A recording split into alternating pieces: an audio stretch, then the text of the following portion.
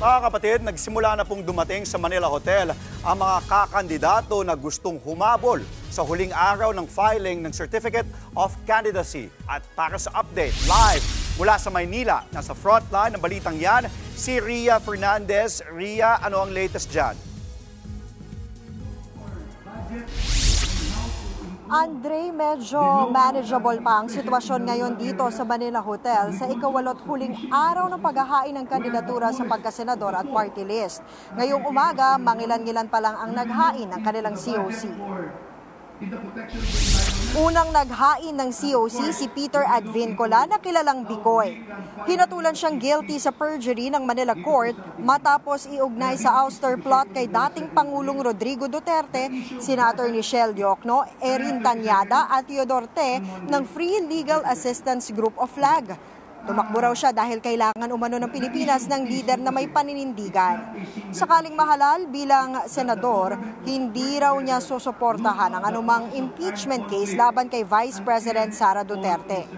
Isa ring nagngangalang Princess Jade Ramos ang naghain para sumabak sa senatorial race pero hindi siya nagpaunlak ng media interview.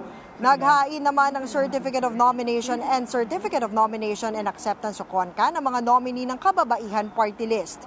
Lead nominee nila si Quezon City Councilor Kate Cositeng na daughter-in-law ni dating Senator Nikki Cositeng.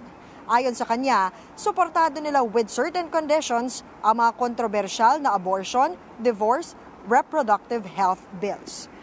Andre, naghain na rin ang iba pang mga party list gaya ng Serbisyo sa Bayan at Tulungan Tayo. Gayun din ang United Frontliners na pinangungunahan ni dating PNP Deputy Chief for Administration Rodel Sermonia. Naghain din ang kanyang COC for Senator si Verceles o si Leandro Verceles Jr. Sabi niya siya ay ang embattled president ng Partido Federal ng Pilipinas o PFP. Ito yung partido na nagdala kay President Bongbong Marcos noong presidential candidacy noong 2022. Samantala, inaasahan din natin mamayang hapon na isa sa formal na ni Kiko Pangilinan ang kanyang re-election bid sa Senado sa ilalim ng opposition slate. Matunog din na maghahain ng kanyang kandidatura para sa pagkasenador si TV5 Will to Win host Willie Revillame. Andre? Nag-uulat mula sa Maynila, maraming salamat, Ria Fernandez.